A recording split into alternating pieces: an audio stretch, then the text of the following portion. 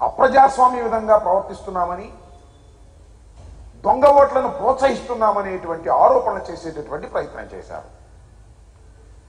చాలా చిత్రమైన విషయం ఏంటంటే, ఆయనతో పాటుగా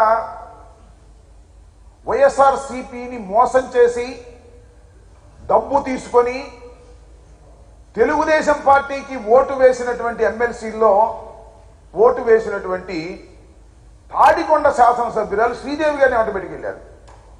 దేనికి వెళ్ళారు? దొంగ ఓట్ల మీద ఫిర్యాదు చేయడానికి దొంగ ఓటర్ని వెంబడి పెట్టుకుని వెళ్ళినటువంటి సందర్భం. ఎంత దుర్మార్గం నాకు అర్థం కాల. వైఎస్ఆర్సీపీలో ఫ్యాను గుర్తు మీద గెలిచి మొన్న జరిగినటువంటి శాసనమండలి ఎన్నికల్లో తెలుగుదేశానికి అమ్ముడుపోయి చంద్రబాబు గారు చెప్పినట్టుగా ఓటు వేసినటువంటి శ్రీదేవి గారిని వెంట పెట్టుకొని వెళ్ళి మా మీద కంప్లైంట్ చేసే ప్రయత్నం చేస్తున్నారు. ప్రజాస్వామ్యం మీద గౌరవం ఉన్నట్టుగా నటిస్తున్నారు. ఇంకా నయ్యం మేకపాటి చంద్రశేఖర్ రెడ్డిని, ఆనవ రామనారాయణ రెడ్డిని, కోటమిరెడ్డి శ్రీధర్ రెడ్డిని వీళ్ళు కూడా అమ్మడి పెట్టుకెళ్తే ఇంకా బండారం బాగా బయటపడేది. నేను ఒకటి చెప్తున్నా ఈ సందర్భంగా, అసలు ఈ దేశంలో ప్రజాస్వామ్యం మీద నమ్మకం లేనటువంటి రాజకీయవేత్త ఎవరైనా ఉన్నారు అంటే 100కి 100 మార్కులు వేసేటటువంటి వ్యక్తి నారా చంద్రబాబు నాయుడు గారు. ఆయనకి ప్రజాస్వామ్యం మీద ఎప్పుడూ నమ్మకం లేదు. ఆయనకి నమ్మకం వల్ల ఉంది దేని మీద ఏంటంటే క్యాష్ మీద, కుట్రల మీద, కుతంత్రాల మీద, మ్యానిపులేషన్స్ మీద. ఇవి చేస్తూ మాత్రమే ఇంతవరకు ఎదిగినటువంటి వ్యక్తి తప్ప ప్రజాదరణతో ఎదిగినటువంటి వ్యక్తి కానే కాదని నేను ఈ సందర్భంగా మరొకసారి చెప్పదలుచుకున్నా. ఒక్కసారి వెనక్కి వెళ్ళి చూస్తే ఈ రోజున ప్రజాస్వామ్యంలో ఎన్నికల్లో ముఖ్యంగా ఆంధ్రప్రదేశ్లో ఎంత ఖర్చు అవుతుందో నేను ప్రత్యేకంగా చెప్పాల్సిన అవసరం లేదు. Most costliest elections only in Andhra Pradesh. Karnataka కానీ, తెలంగాణ కానీ, నార్త్ సైడ్ కానీ ఎక్కడ చూసినా ఇంత కాస్ట్లీ ఎలక్షన్స్ ఉండవు.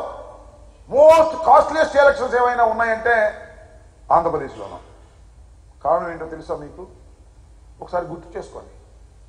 ఎన్టీ రామారావు గారిని దించిన తర్వాత గెలవడం కోసం చంద్రబాబు నాయుడు ఉపయోగించినటువంటి కుతంత్రాలు, కుట్రలు ఏవి అన్నీ ఉపయోగించేశాడు.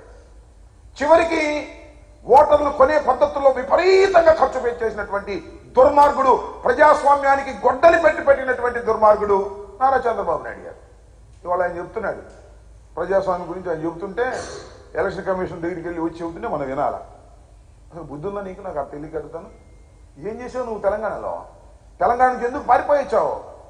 ఒక ఎమ్మెల్సీ ఎన్నికల్లో ఒక ఎమ్మెల్సీని, టీఆర్ఎస్ ఎమ్మెల్సీని కోట్లు పెట్టి కొనడానికి నువ్వు ప్రయత్నం చేసి డైరెక్ట్గా పట్టుబడిపోతే కదా నువ్వు ఆంధ్రప్రదేశ్ 10 సంవత్సరాల వరకు రాజధానిగా ఉండవలసినటువంటి హైదరాబాద్ను వదిలి పారిపోయి ఇక్కడికి వచ్చినటువంటి సందర్భం. నువ్వు ప్రజాస్వామ్యం గురించి నువ్వు మాట్లాడుతున్నావు.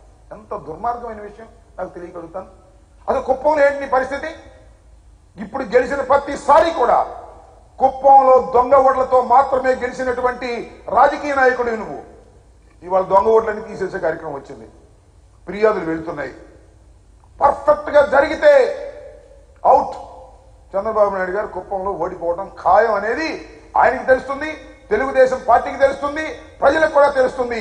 ప్రజాస్వామ్య పద్ధతుల్లో ఎన్నికలు జరిగితే దొంగ ఓట్లు పూర్తిగా తీసివేస్తే నారా చంద్రబాబు నాయుడు గారు కుప్పంలో కూడా ఓడిపోయే పరిస్థితి ఉంది. దొంగ ఓట్లతోనే రాజకీయం చేసినటువంటి దొంగ రాజకీయ నాయకుడు చంద్రబాబు నాయుడు గారు. అలాంటి చంద్రబాబు నాయుడు గారు ఇవాళ మా మీద ఆరోపణలు చేస్తున్నాడు. నేను ఒకటి మనవి చేస్తున్నా రాష్ట్ర ప్రజానీకానికి, మేధావులకి, ఓటర్లకి, మాకెందుకండి దొంగ ఓట్లు? 5 సంవత్సరాలు చిత్తశుద్ధిగా పరిపాలన చేసినటువంటి ప్రభుత్వం ఇది.